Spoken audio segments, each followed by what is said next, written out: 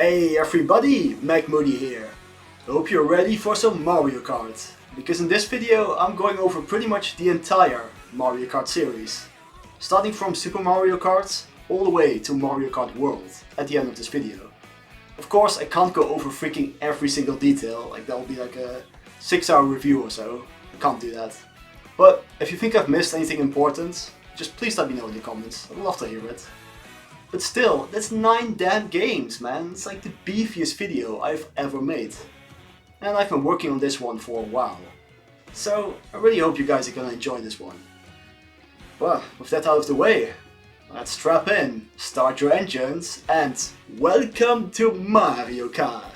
Let's go back to where it all started, with Super Mario Kart for the Super NES. This first game was initially developed with just generic driver characters. They were replaced later on in development with Mario characters, basically a smart financial move, which made the game sell a lot better thanks to recognizable characters. The game was developed using the Super NES's Mode 7 texture mapping, which was used earlier in the development of F-Zero, a launch title for the Super NES. And this allowed developers to create two-dimensional planes that could be scaled and rotated freely. An impressive programming trick at the time that allowed the 16-bit hardware to create the illusion of navigating a three-dimensional space. At the time, this looked absolutely incredible. But this graphical style has not aged very gracefully, and it looks a bit rough nowadays, I would say. Super Mario Kart would sell incredibly well and create an everlasting legacy. And it really kickstarted the popularity for the character-based kart racing genre. The game featured 8 playable characters: Mario, Luigi, Princess Peach, Toad, Yoshi, a Koopa Troopa, Bowser, and Donkey Kong Jr. They all control the same, but there are slight differences in stats. For instance, lighter characters like Toad and Koopa accelerate faster, but their top speed is a little lower, while heavy characters like Bowser and Donkey Kong Jr. accelerate slowly, but have a higher top speed. Players could race against CPU opponents or other friends in 5-lap races, which was changed to 3 laps in future games. You could race in 3 different engine classes: 50cc, 100cc, and 150cc. Besides the racing speed, this would also decide the difficulty level for the CPU opponent, with 150cc having the highest difficulty. To make races a bit more interesting, various items can be obtained from these question mark panels to mess up other players and potentially end friendships. All of the classics are here: a mushroom that gives you an instant burst of speed, green shells to shoot in a straight line, red shells that would home in on opponents, and banana peels to leave on the track for opponents to slip over, and a star that makes you temporarily invincible, just to name a few items. There's also this cape feather that makes you jump, and you can potentially use this to take shortcuts. But this item is only in this game and in Mario Kart World. Oh, and the CPU players just cheat in this game, by the way. They will have access to unique items for that specific character, and they can pretty much spam them whenever they want. Bowser will drop these fireballs on the road, for example. This combined with some really harsh rubber banding, basically allowing CPU players to quickly catch up if you are too far ahead, can make beating the cups at 150cc pretty hard.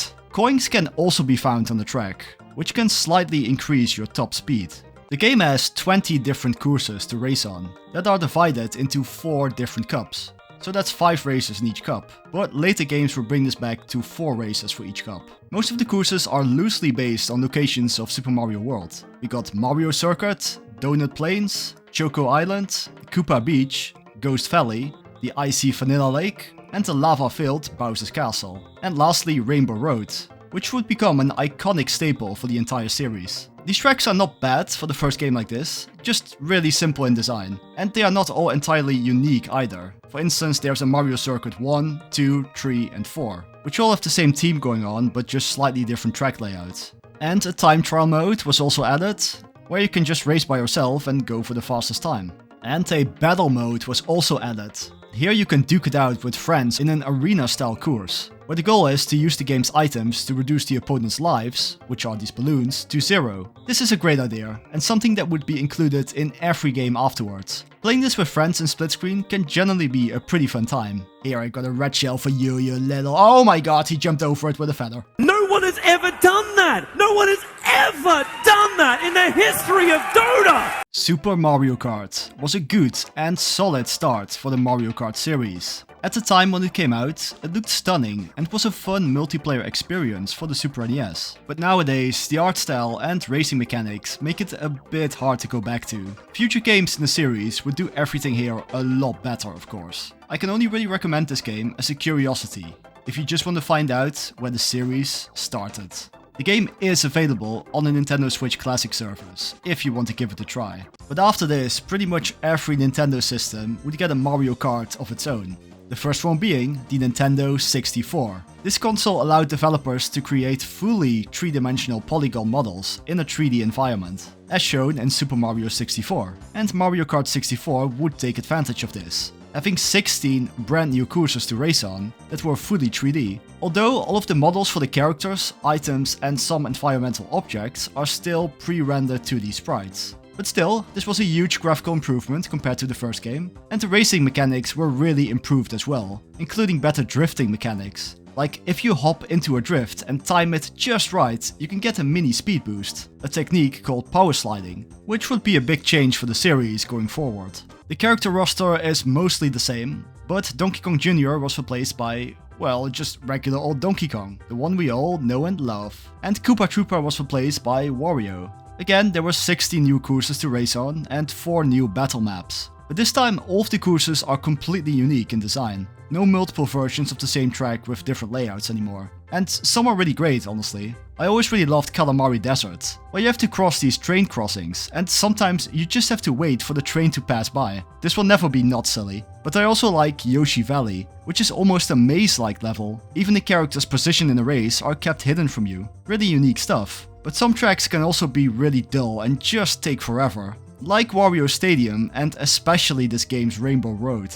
A few new items were added as well. We got triple mushrooms, green shells and red shells here. We also got these fake item boxes, and they added the infamous blue shell, which absolutely destroys the player that's currently in first place. But it seems to be quite rare in this game. I actually couldn't even get footage for this video of it. But luckily CPU players don't have those special items anymore, that they can just spam whenever they want. But the rubber banding in this game is at its worst in the entire series. Really, it can feel downright unfair here. It really doesn't matter how well you race or how many times you absolutely destroy them with items. They always catch up with you in a matter of seconds. This game is also the first one that adds mirror mode, which most games after this will include as well. It basically allows you to race through mirrored versions of the same tracks in the game. And there are also 150cc mirror mode cups to partake in, which can be a real challenge. One particular track, Toad's Turnpike, can feel downright unfair in mirror mode. In this track, there's just a lot of traffic that you constantly have to watch out for. But in mirror mode, all of the traffic is coming towards you,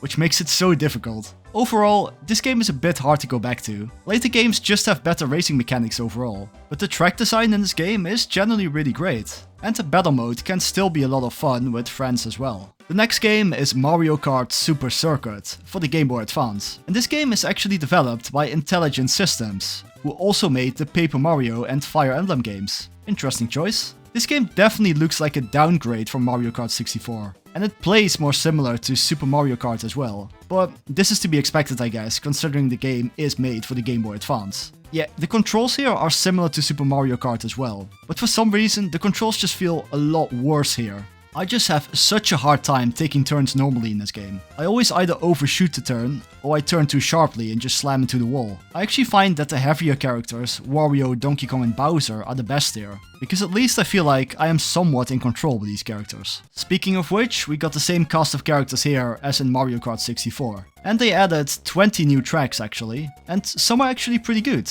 I like Sky Garden, Sunset Wild, Ribbon Road, and of course we got Cheese Land.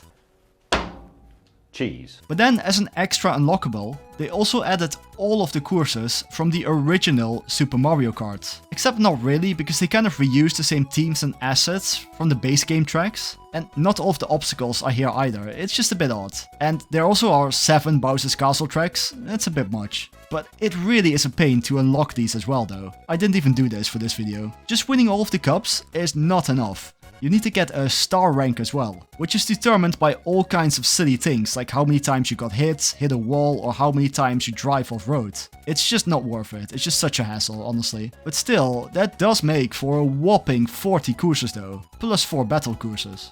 Yeah, this game for me is just slightly better than the original Super Mario Kart. Not a bad game, but I just can't really recommend going back to this one, unless you are just really curious. Both this game and Mario Kart 64 are also on the Nintendo Switch Classic service, should you want to give them a try. Next up is Mario Kart Double D. Next up is Mario Kart Double Dash for the GameCube.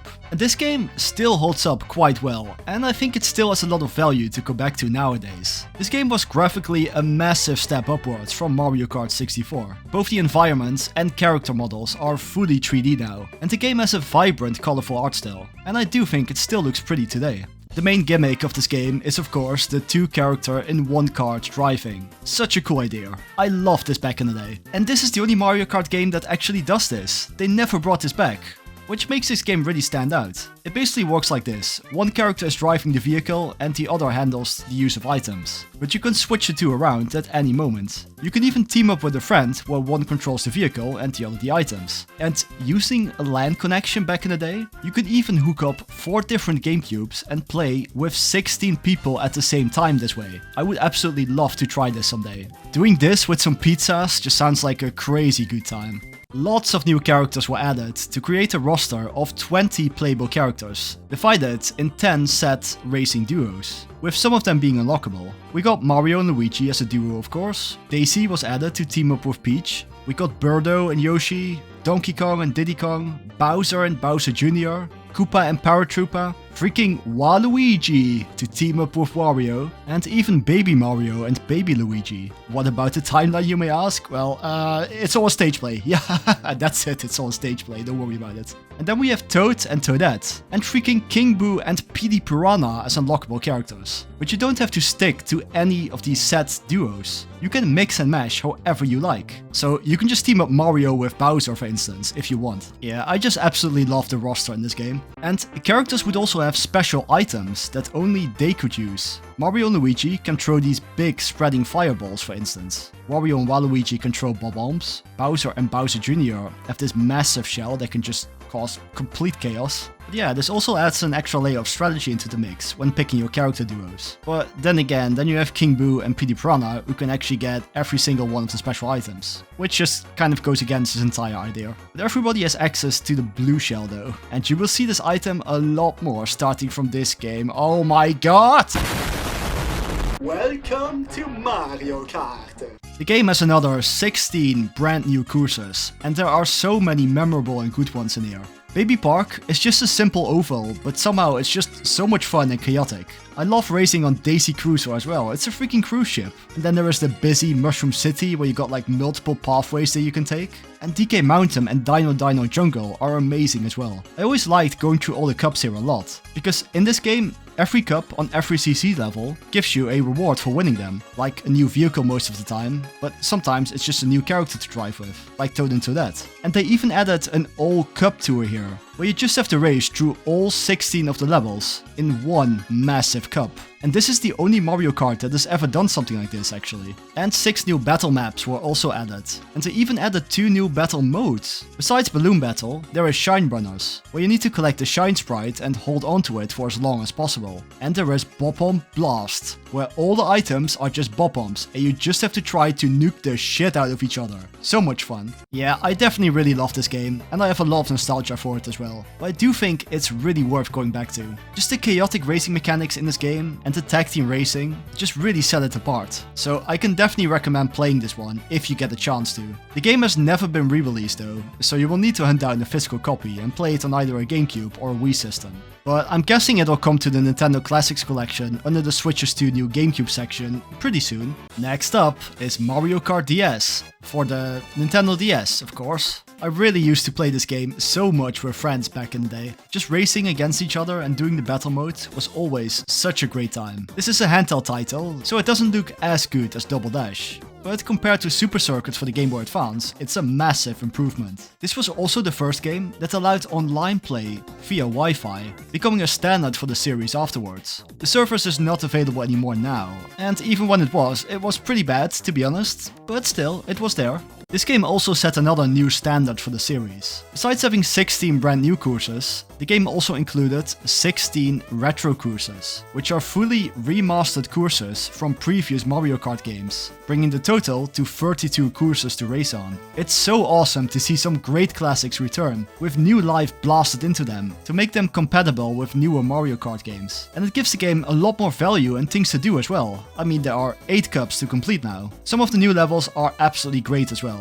I especially love Waluigi Pinball and Airship Fortress. 6 battle maps were added as well, with 2 returning maps from previous games. The battle mode is just great in this game, it's just so much fun. If you play Balloon Battle, you had to blow up your own balloons using the DS microphone, which just added an extra layer of stress to it all. Shine Runners is back as well, but I definitely missed the Bop on Blast mode from Mario Kart Double Dash. But what I did add is a mission mode. In this mode, you just had to complete a number of mini challenges, like driving through a number of these gates, defeating enemies with items, or driving backwards in some cases. And there were even bosses to defeat as well. This mode is just so awesome, and just so much fun. Why did they never bring this back after this game? Well, I suppose they kind of did in Mario Kart Wii, but they presented all of the missions there as Wi-Fi events that were only available for a limited amount of time. It just wasn't the same, you know? And the character roster only has 12 characters this time. We got the standard 8 from Mario Kart 64, but then we also got Daisy and Waluigi. Oh, I love Waluigi. I hope he'll be here in every single Mario Kart game.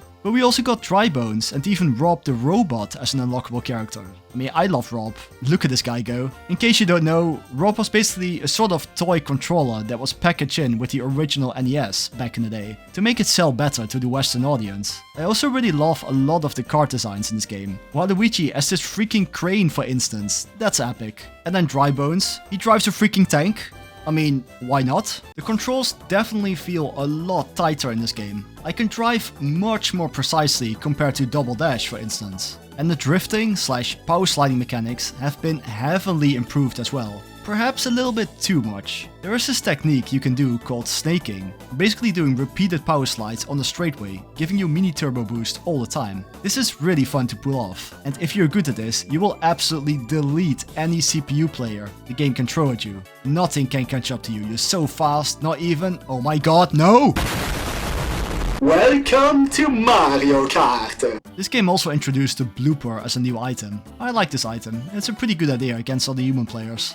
I have a ton of nostalgic memories for this game, but I don't really think I can actually recommend going back to this game nowadays, unless you are just curious about specific aspects of this game, like the snaking mechanics, the mission mode, or playing as Rob the Robot. Yeah, he never came back after this one, which just makes me cry every single night. Future games just do the core racing part a lot better, and make the game a bit more balanced as well. But now let's move on to Nintendo's family-friendly motion-controlled console, with Mario Kart Wii. Okay, this game. I also played this game to death when it first came out, but it is a hard game for me to come back to as well, after playing newer titles. And that is for a few reasons. For starters, maybe this is just me, but I think this game looks fine, but I don't think it looks better than Mario Kart Double Dash. I think Double Dash just has a better color palette, and stands out as the better looking game nowadays. And this game was released on the Wii after all, so that meant that they really wanted to force those motion controls onto you. They even bundled in this game with the Wii wheel, so that you can use the Wii remote on its side and steer with motion controls. It's almost like driving in real life. And to accommodate this, there is an automatic control mode added as well, where drifts are performed automatically when you are making a sharp turn.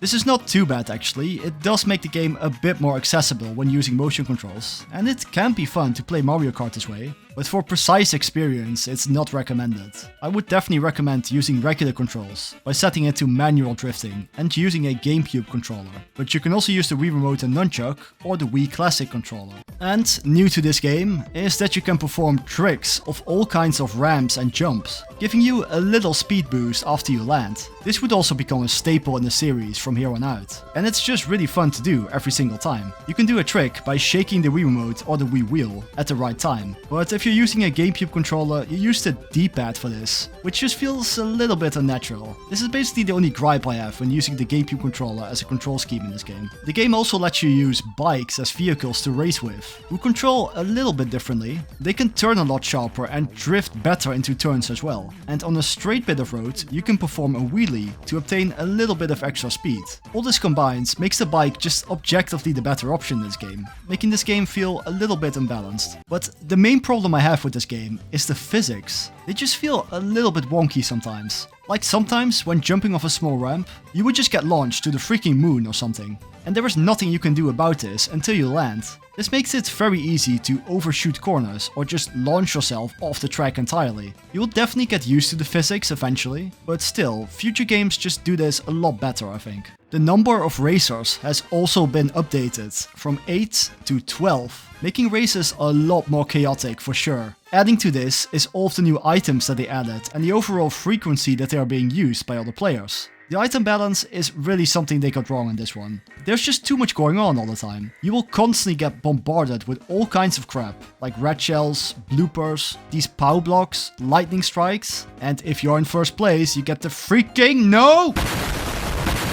Welcome to Mario Kart! But with 12 players in total, there are just too many items being used all the time. And I don't know, maybe it's just my bad luck, but I feel like this game always screws me over the most. I mean, look at this. But I do kind of like the new Mega Mushroom they added, which makes you big for a short time, giving you the chance to flatten other players on the track. They removed this item after this game though. It only just came back in Mario Kart World. The POW block I just mentioned is just weird. When you use it, all players in front of you will get stunned in place for a bit, but the others will get a warning before this. And if you just spam the trick button, you can reduce the effect a little bit. And if you happen to be in the air, it doesn't affect you at all. And there's the Thundercloud as well, which is an item that actually harms you. It gives you a slight burst of speed, but it will lightning strike you after a while. But you can give it to another player by bumping into them. I do think it is a good thing that these two items do not come back in future games. But the character roster is absolutely amazing though. It's the biggest in the series yet, with 24 racers. There are too many baby characters for my liking, that's just me. I mean, do we really need 4 of these things? But we also got King Boo, no PD Piranha sadly though. But we also got Rosalina from Super Mario Galaxy, Tri Bowser from the first new Super Mario Bros. And even freaking Funky Kong is here. Oh yeah. And you can even race as your Mii character as well. And look, Waluigi is here. Isn't that amazing? The game has again 16 new courses and 16 retro courses to race on. And the new courses include some of my favorite ones in the entire series. For instance, we got Moo Moo Meadows, Toad's Factory, Coconut Mall, Wario's Gold Mine, and Maple Treeway. The game also has 10 battle mode maps, with 5 of them being retro maps from previous games. In these you can still play the classic balloon battle, but we also got coin runners, where you just need to collect the most coins and steal them from opponents using items. My biggest problem with this game's battle mode though, is that it's always team based. There is no way to do a battle royale here or something. And racing online using Wi-Fi is no longer available. But I do remember this worked quite well back in the day, and was a lot of fun. It was definitely better than Mario Kart DS's Wi-Fi for sure. This game is definitely not bad at all, but not something I want to go back to very often, mainly due to the core racing physics and the item balancing. But that's just my personal opinion. It is still a really great game nonetheless, and there is a pretty big community that is still really passionate about this game. If you feel like trying out this game, you will need to hunt down the physical copy and crank out a Wii or a Wii U to play it. Or emulating it on PC using Dolphin is also an option. Nintendo, please don't delete this video because I talk about emulate. Next up is Mario Kart 7 for the 3DS. Why they suddenly went back to number titles, I have no idea, but hey, it works. And Retro Studios actually helped to develop this game, which is the same studio that developed the Metroid Prime series and Donkey Kong Country Tropical Freeze, which is the best game ever by the way. And this game has done some really great things for the series. It added gliders to the game that allow you to fly for a short amount of time at specific sections of the tracks. And some tracks have sections where you race underwater. I guess these characters don't need oxygen. But these two things really give way for some amazing track design. We got Daisy Hills, Rock Hard Mount... I mean, Rock Mountain, not Rock Hard Mountain. Okay, that was not in the script, but I'm keeping it in right now. It's genius. Anyway, these two tracks have sections where you take to the air and slowly glide back down. This looks amazing and it's just so much fun to control. And Cheap Lagoon and Wario Shipyard are really focused on underwater sections. And these mechanics have been implemented in some of the retro tracks of this game as well, really making them feel on par with the rest of the track design. For instance, we got Koopa Cape from Mario Kart Wii. They added the gliding section just before this river, and this entire section inside of this pipe takes place underwater now. Really love what they did there. And they just chose so many good levels to bring back in this game. It's just insane. We got Calamari Desert from 64, love it. The Daisy Cruiser and Dino Jungle from Double Dash. Waluigi Pinball and Airship Fortress from DS. And Coconut Mall and Maple Treeway from Wii. Really, these are all some of my favorite levels in the entire series. Just a really solid retro track selection in this one. But some of the new levels are just amazing as well. Like Shy Guy Bazaar, this Arabian town during the night. And in Music Park, you drive over a bunch of these huge instruments. And then we have two levels that take place on Woohoo Island, which is actually the location where some of the Wii related games take place, like Wii Sports Resort. But these tracks are extra long and consist of multiple segments, and you will only go through the entire course once, as opposed to doing 3 laps. Yeah, I really like this actually. It just gives the tracks more content to work with. Mario Kart 8 would expand on this idea as well. And of course, Mario Kart World takes this idea to an entirely different level.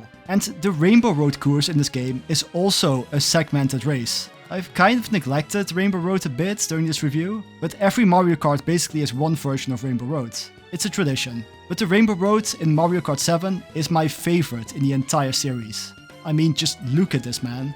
The controls are also absolutely amazing here. They fixed every problem I had with Mario Kart Wii. This is pretty much as perfect as it's going to get in terms of Mario Kart controls. Drifting just feels really precise here, while not being too overpowered like it was in Mario Kart DS. They also added a new control scheme where you have this first-person view and steer using gyro controls. And it's really shit, honestly. Don't use this. It's a fun idea, it's fun to try out, but it's so much worse than regular controls. Some new items were added as well, like the Fire Flower. And why is this item only added right now? I mean, it's the classic Mario power-up. And I mean, we had the Flower Cup ever since the very first Mario Kart game. It's just crazy. But it kind of works like you expect. You can throw a number of these fireballs at your opponents. The Tanuki Leaf is here as well, which lets you just whack every other racer in the vicinity. I like this. Shame that they got rid of this after this game though. And very rarely you can get the Lucky 7, which gives you all of this stuff all at once to create complete chaos, which is just really fun. And coins are actually back as well, being absent ever since Super Mario Kart. You can collect up to 10 and they give you a small increase in your top speed.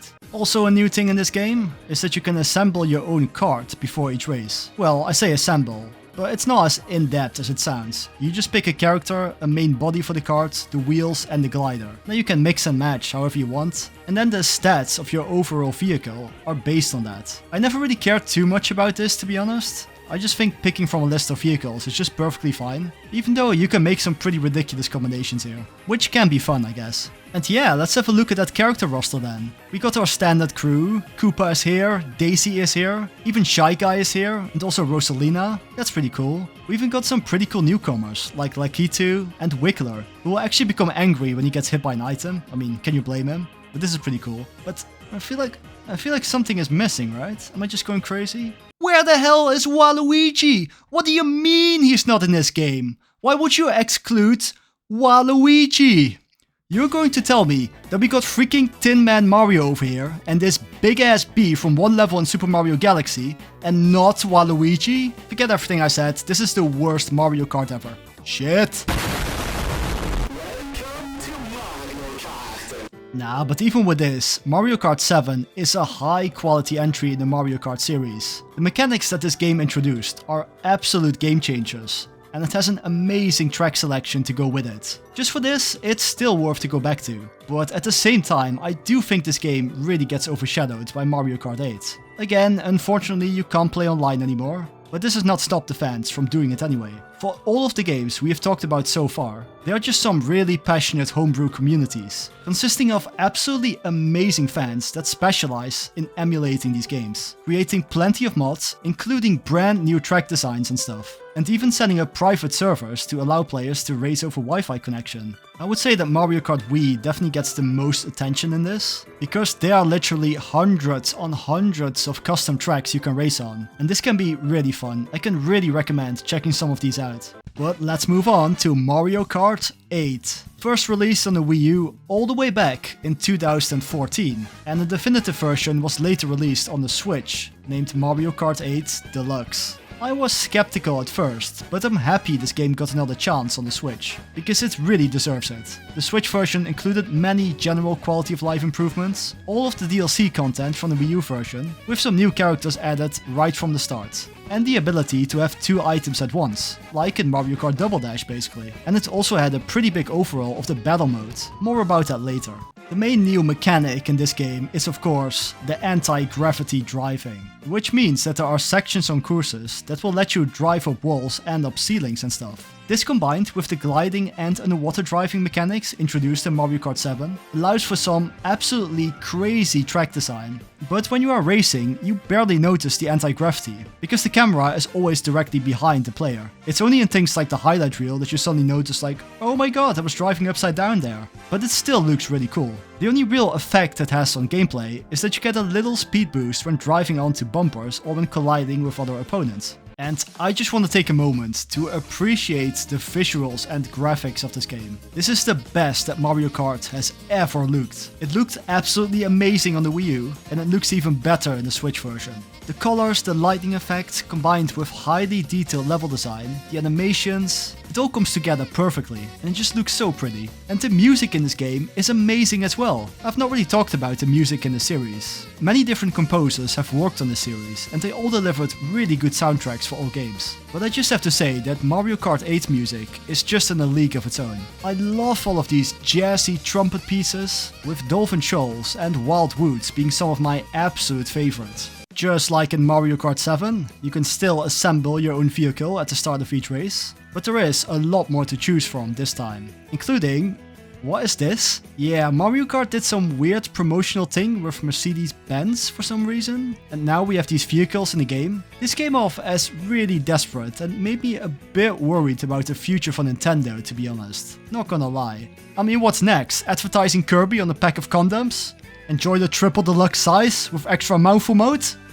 Okay, that's actually pretty genius. But all of these vehicles control like an absolute dream. Mechanically, the game strongly builds on the foundations of Mario Kart 7. The drifting mechanics and stuff work very similar to that game. But in the Switch version only, when holding a drift for a very long time, purple sparks will appear on your tires, which gives you an even stronger power slide boost. Pretty neat stuff. And as mentioned before, in the Switch version only, you can have 2 items at once, like in Mario Kart Double Dash. And there are these double item boxes as well. The new items include the Boomerang Flower, which works exactly how you expected. We also got a Piranha Plant. I really like this one actually. It will increase your speed a bit, and it will automatically mess up any player in your path. Coins are everywhere as well. You can collect up to 10 to give you a slightly higher top speed. And we got the Crazy 8, which is pretty much the same as the Lucky 7. And then we also got... Oh no, not again. No. Aha! Welcome to Mario Kart 8, where we have the Super Horn. It sends out a shockwave, messing up everything around you. And yeah, you can even use it to protect yourself against the blue shell. Races in this game are carried out with 12 races at once, just like in Mario Kart Wii. But unlike that game, the items don't feel too overwhelming in this one. The balancing is just a lot better here. Okay, can we just finally talk about some of the courses here? Because these are some of the best in the entire series. There are so many amazing ideas here, and all of them are just so well designed. The anti-gravity mechanics are just very cleverly implemented in these courses, without overstaying their welcome. And often they are used to create multiple pathways you can take on the track. And that's just awesome. Like usual, the Wii U version initially had 16 new courses and 16 retro courses. For the new ones, we got Twomp Ruins, which is so much fun to race on. Shy Guy Falls, where you just drive up and down a freaking waterfall. I love this so much. We got Dolphin Shoals, which is one of the best underwater levels ever. And you drive on the back of this large eel at some point. My life is just complete now. There's also Electrodome, which is just a freaking club. Mount Wario, where you drive to the bottom of some skiing mountain. Just so amazing. Cloud Top Cruise is freaking amazing as well, and we got a pretty sick Bowser's Castle level as well here. And the new Rainbow Road, of course. And the retro courses here are really well polished. They are all amazing and look just as good as the new courses. And most of them have gliding, underwater or anti-gravity sections added to them as well. Sherbet Land from Double Dash, for instance, has this entire underwater section added. I love this. And some of them are almost unrecognizable from the originals. Like Toad's Turnpike from Mario Kart 64, and this version of Rainbow Road, also from Mario Kart 64. All amazing stuff. But the Wii U version of this game actually got DLC, which included some new characters and 16 additional levels, making this the biggest Mario Kart to date. These levels are a mix between some new and some retro tracks. Again, some of these retro tracks are unbelievable, like Ribbon Road from Super Circuit. I mean, look at this is unrecognizable from the original. Such a fun track to race on as well. But we got some really creative new tracks as well, like Wild Woods and Dragon Driftway. And then there's Ice Ice Outposts, which is just pretty boring to be honest with you. But then, we even got levels based on other Nintendo series. We got a Hyrule Circuit level, inspired by the Legend of Zelda series. You even collect rupees here instead of coins. That is just so cool. And then they added Link as a playable character as well, because why not? There's an Animal Crossing level that has 4 different variations, one for each season. That's freaking amazing. And then they added the Animal Crossing Villager and Isabelle as well as playable characters, because again, why not, right? There's an Excitebike track as well, where the layout is randomized every time you play it. And we got freaking Mute City and Big Blue from the F-Zero series. These are some of the best, with speed boosters everywhere. And instead of coins, you have these recharge areas, just like in F-Zero games. I love the fan service here so much. This all still feels so unnatural that Nintendo actually did this. And I just really hope that they are testing the waters here for an eventual Nintendo All-Stars racing game or something like that. I would love to see something like this in the future. No, but the best thing that was ever added in the history of Mario Kart is 200cc. This is freaking insane. Your base speed here is so fast, I don't understand the math here, but it feels like twice as much as 150cc. At least. Racing like this forces you to rethink everything you know about these levels. Every corner has to be approached differently. It really gives new life to all of these courses. And it's excellent for more experienced players. And above all, it's just so much freaking fun. The most fun I ever had in Mario Kart, to be honest. And the best part is, all of this DLC content is unlocked right from the start on the Switch version of this game. They even added some more characters, like the Inklings from Splatoon. Because again, why not, right? And if that wasn't enough, in 2022, Nintendo announced that they will be adding 48 more tracks to the game in 6 DLC waves. This doubles the amount of tracks to a total of 96. I mean, this is just insane. This will keep you busy for a really long time. But we do have a bit of quantity over quality here, I have to admit. These tracks are not all winners. For most of these tracks, I would say they didn't receive the same level of polish as the original tracks in this game.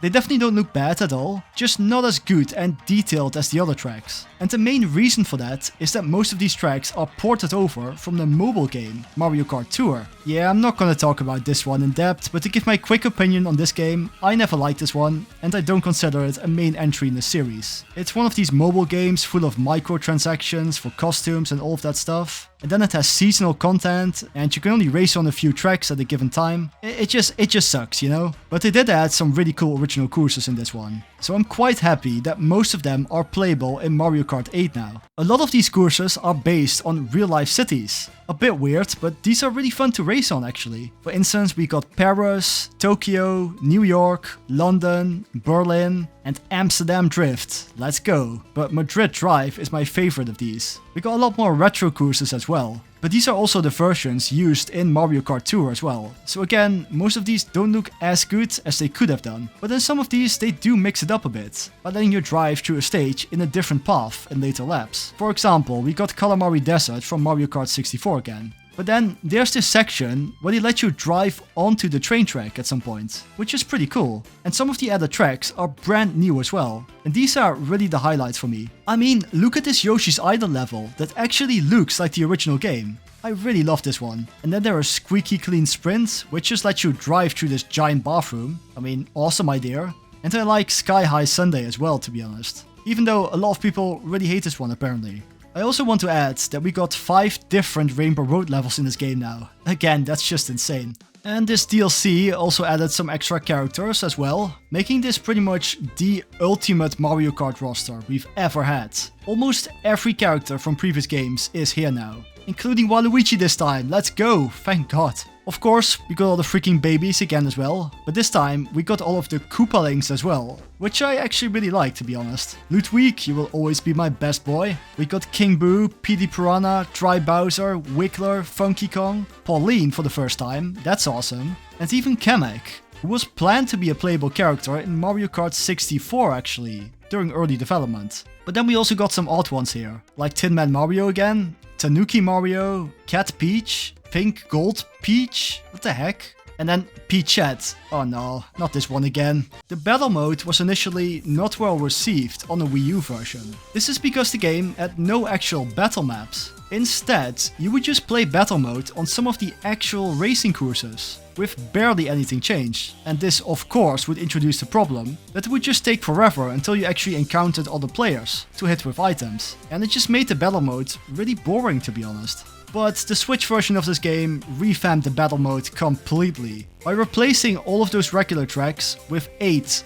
actual battle maps, with 3 of them being from earlier games. And in addition to just having Balloon Battle and Coin Runners, they even included the Shine Runners and Bop on Blast mode that was introduced in Double Dash. So glad to have these 2 back. But they also included a brand new mode, Renegade Roundup, a cops and robbers like mode where one team tries to catch all of the players from the other team using the Piranha Plant item. Yep, they really saved the battle mode in this version. This is pretty much the best battle mode we've ever had in Mario Kart. And of course, you can play battle mode and normal races online via Wi-Fi. And man, there's just an unlimited amount of fun to be had here. I have played this game so much. You can also make your own tournaments with custom rule sets as well, which include 200cc. And the best part about this is that the servers is still up and running, with huge player bases, unlike the other games we've talked about so far. Yeah, it is no secret that this game is absolutely amazing. We have been playing this iteration of Mario Kart for more than 10 years now. And the truth is, I still want to play more of it, even now that Mario Kart World is already out. Because this game is in a way still the definitive classic Mario Kart experience. Wait, does that mean that this game is actually better than Mario Kart World?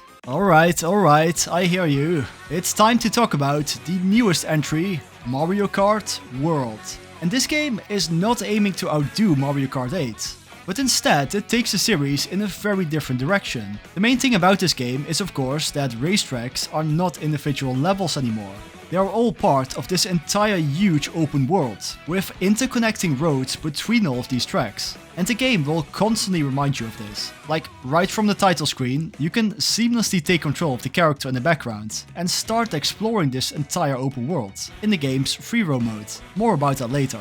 But this game has dropped some elements from 8 though. There's no anti-gravity driving anymore, which I understand that was only a one-time gimmick of that game though, so that's fine. Gliding is still here, but no underwater driving anymore though. Instead, we can drive across the water like in Wave Racer or something, which is really cool and it fits the open world a lot better as well, I think. But I do miss underwater driving already though. I think that was so cool and it just allowed for more interesting track design. They also got rid of the whole vehicle customization thing, which I'm okay with actually. I was never really into this, so. In this one, we are right back to just simply picking a character, then picking a card and just go. And races this time have a whopping 24 races at once, which is double the amount of Mario Kart 8. This should be complete utter chaos, but somehow it really works and it's just a lot of fun. But also new to this game is that you can grind off rails and you can drive on the sides of walls and do all kinds of little tricks of these things that can be strung together in epic ways. Almost like you're playing some kind of Tony Hawk skateboarding game or something. Doing tricks can give you a little speed boost and such. And of course, you can still trick off ramps and stuff as well. You can actually perform multiple tricks in the air in a row now. And in addition to this, you can hold down the drift button when you are driving in a straight line to charge up a jump, which you can use to get on top of a rail or on the side of a wall or something, to combo into some other tricks and stuff. And all of this is quite a massive change for the Mario Kart gameplay formula. Skilled players can take some insane insane shortcuts with this trick system, and it really makes the game a lot more skill based than any other Mario Kart game before this, which I really kind of like actually. But of course, at the end of the day, it is still Mario Kart. Items are still here to mess with your opponents. Alongside the Fire Flower, we also got the Ice Flower, which can freeze opponents for a moment. Pretty cool addition, pun not intended. We get this hammer as well that allows you to toss a whole bunch of these in front of you. Love this one. And the Mega Mushroom from Mario Kart Wii is back as well. But we also got the feather all the way back from Super Mario Kart. Well, it was actually in 8 Deluxe as well, but only in the battle mode. But yeah, this item actually works surprisingly well in this game. It's still highly situational, but because of the track design and new mechanics of this game, you can often use the feather jump to jump on top of a railing to get the upper hand in a race or something. Coins are here as well, but you can collect up to a maximum of 20 this time. And there is a gold shell item as well this time, which just leaves a whole bunch of coins behind it while it follows the track. While driving, you can also find various of these food items on the side of the road, which just acts as a mushroom, but it can also give your character a different outfit. That's pretty cool, I guess. And there is an item that summons Kamek, which will transform all of the players in front into some kind of Mario enemy. And then it'll just summon a whole bunch of these same enemies on the road in front of you to just create complete chaos. This is just a really random item, and the weirdest thing is that this item is actually tied to unlocking some of the extra characters in this game. Okay, let's talk about the characters for a moment, because what the hell happened to this character select screen? I can't find anything in here. No matter how many times I press this order button, it's just always a mess. First of all, why are there all of these different tabs to scroll through? That's just really annoying. Just have everything on one screen, please. And also, as you can see, a lot of these characters have additional costumes. But weirdly enough, all of those costumes have their own character slot. I mean, why? This is the main reason why this character select screen is so messy in the first place. Just bunch all of them together with that actual character. Mario Kart 8 did this right, so come on. But I do really like a lot of these costumes though. They are pretty cool. It is a bit weird that some characters have so many of them, and then characters like Pauline and Donkey Kong only have one extra costume, for instance. But we got Sombrero Waluigi, so that makes up for everything. All of these costumes need to be unlocked, quote unquote, by finding different food items during races or while exploring the open world. And besides this, we get a bunch of random Mario enemies slash NPCs to choose from as well. You know, we got a Goomba, a Pokey, a Penguin, and of course the cow that everybody loves so much. By the way, you can feed him a hamburger as well. Wait, that's just so messed up. And we got the best character in all of gaming, Scooch Over Waluigi, because here is Coin Coffer. Look at him, he's so awesome. But some of these guys need to be unlocked. And the way to do that is with that Kamek item I just talked about earlier. When somebody behind you uses it, you get transformed into one of these random Mario characters. And if it happens to be one that you don't have yet, you unlock that character. This is such a weird way of doing this. It makes absolutely no sense. And it's completely luck based as well. Well, for the most part, the characters you get turned into does depend on the track slash area of the open world you are in at the moment. But still, this is a pretty stupid idea, I think. But I do really love this cast of characters. Even all of these random enemies. Playing as them is just kind of funny, you know? But most of the main cast is here as well. There are some omissions though, like Diddy Kong, Funky Kong, and yeah, I also kind of miss having all of the Koopa Links actually. Ludwig, my boy, where are you? But hey, this gives some room for characters to be added as DLC, I suppose. But at least Rob the Robot is back. Look, he's right there. Rob! What did they do to my boy? There are 30 unique courses in this game, with 16 of them being new and 14 are retro tracks. And then there are 2 tracks, Metro City and Peach Stadium, that have 2 different variants, making a total 32, which are divided into the regular 8 cups. And these tracks are absolutely awesome and really cleverly designed around this game's tricking mechanics. There are usually a ton of different routes you can take on these tracks, like Whistle Stop Summit for instance, which has multiple rails you can grind on throughout almost the entire track, as long as you can avoid that train. And I really love DK Spaceport, where you drive up to this rocket base, but it's all basically a big reference to the Donkey Kong arcade game. It's great stuff.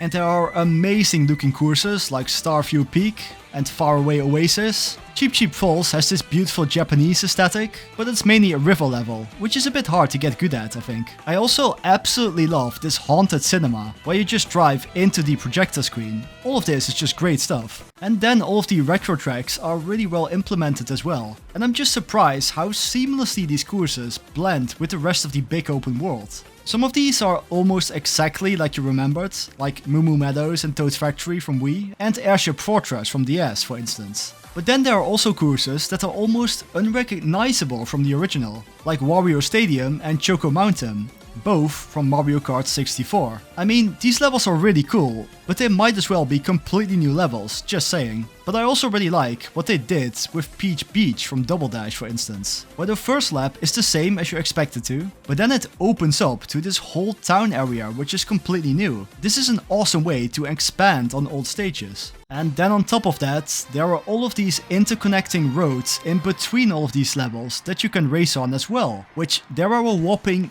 202 by the way. If you count all of these as individual tracks, this is easily the biggest Mario Kart ever. But I mean, you can't really count them as actual tracks this way, because they just don't have the same level of quality as the actual tracks. I mean, these are fun to race on, they are not empty roads or anything. There's always tons of stuff going on, like vehicles you have to watch out for, and enemies on the roads and stuff. But still, they are just roads, and they do overshadow the actual tracks in this game. Because the big new mode in this game is the Knockout Tour, a big cross-country elimination race. In here, you and 23 other racers drive on a long stretch of these interconnecting roads, without any breaks in between, which makes it extra intense. Every time you pass through one of these checkpoints, only a certain amount of races can pass, the rest is eliminated.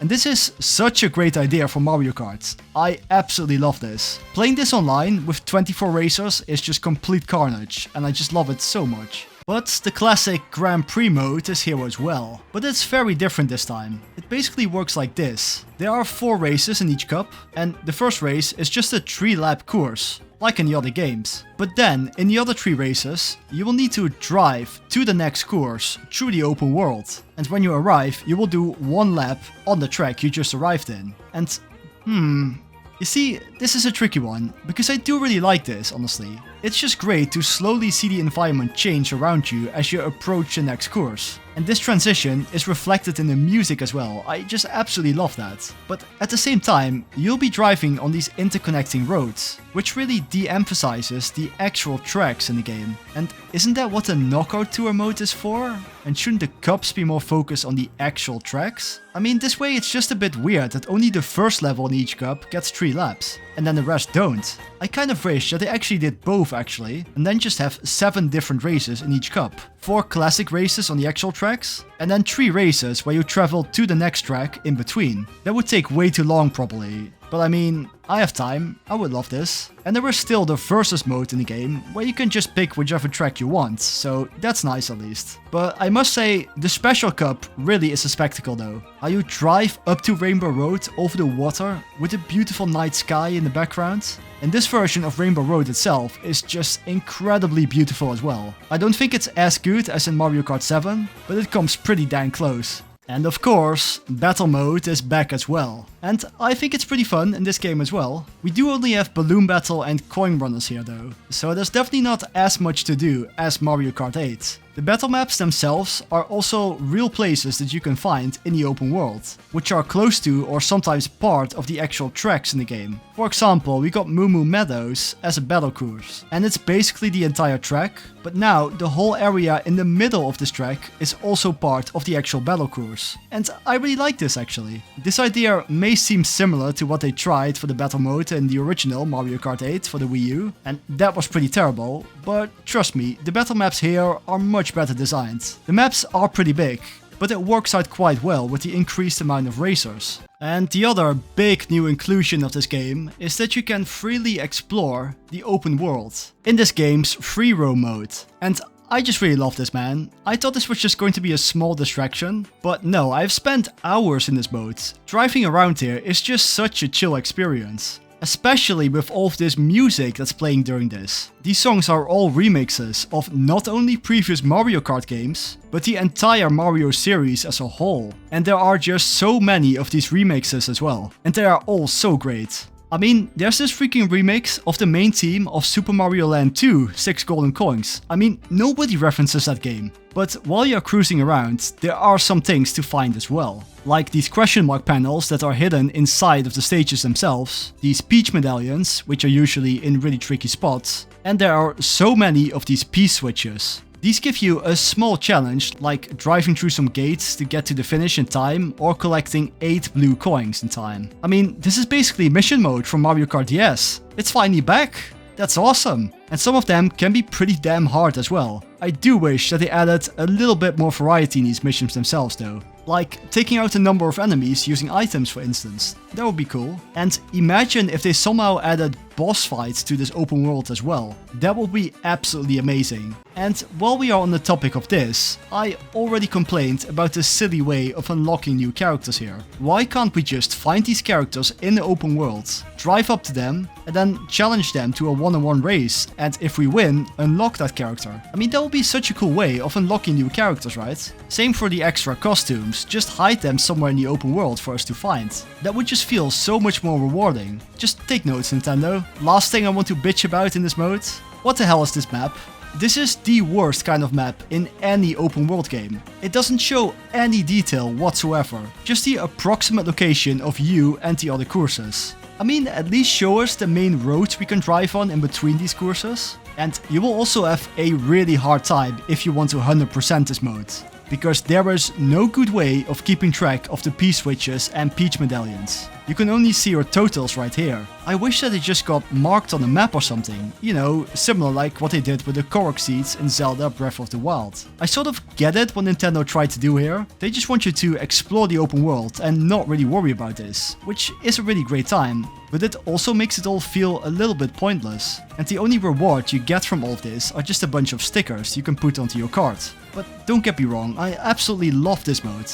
And there are so many hours of fun to be had here. But just because I like it so much, I just wish they went a little bit further with this, you know? Because this mode really has so much potential. And racing online is once again a ton of fun. But it does have a really big problem. First of all, like I said, playing Knockout Tour online is just super fun. It's just a super chaotic time and it's just absolutely great. But doing regular races works about the same as in Mario Kart 8. You pick your character, you pick a vehicle, you enter a lobby, and then there are 3 randomly selected courses everybody can vote on. Or you can vote random. But the problem is that all of these interconnecting roads are also part of this game's track rotation, which again heavily de-emphasizes the actual tracks in this game. And this is a really big problem for competitive Mario Kart players. We just absolutely need a separate online mode that only includes the actual tracks in the game. And this is just something that Nintendo could easily do in a future update to the game. So, no matter what you decide to do in Mario Kart World, you'll be spending most of your time on these interconnecting roads. There's just no escaping that. And that will definitely not be everybody's cup of tea. Like I said earlier, Mario Kart World takes the series in a brand new direction, and I'm really happy about this. Because that means that Mario Kart 8 still has a place on the Switch 2 alongside this game. Because when it comes to traditional Mario Kart courses, Mario Kart 8 just does that a lot better than this game.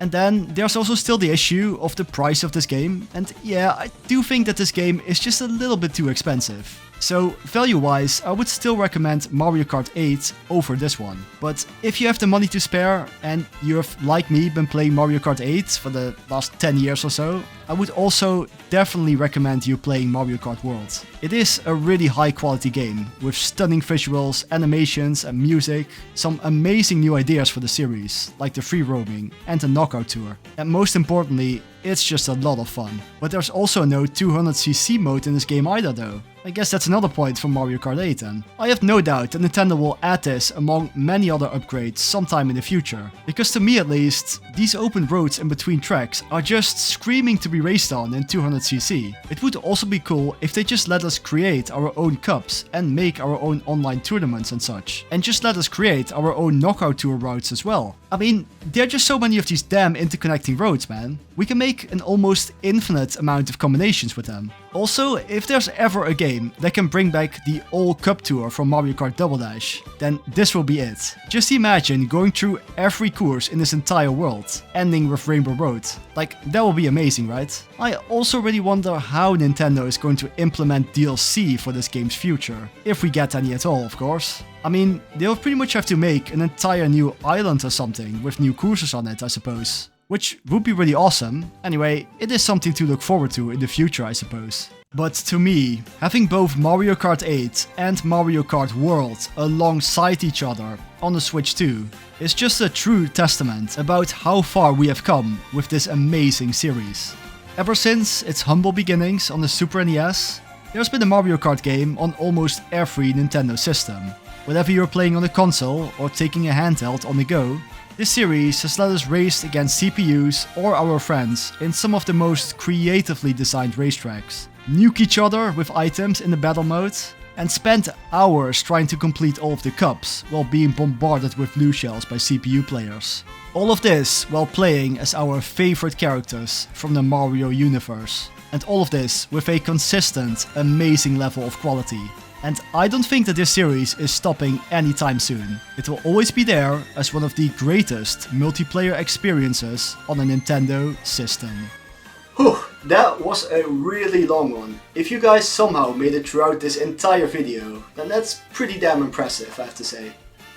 But most importantly, thank you guys so much for watching. It really means a lot to me.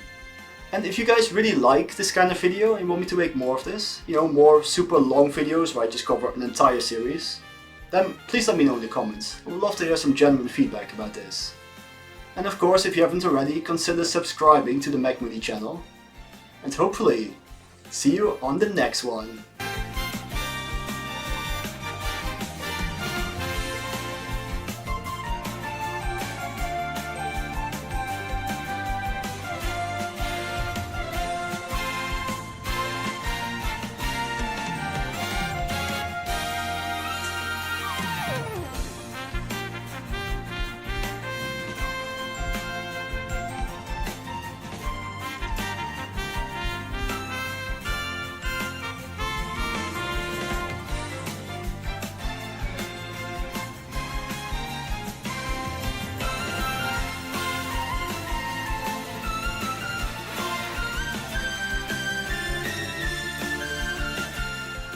Double D.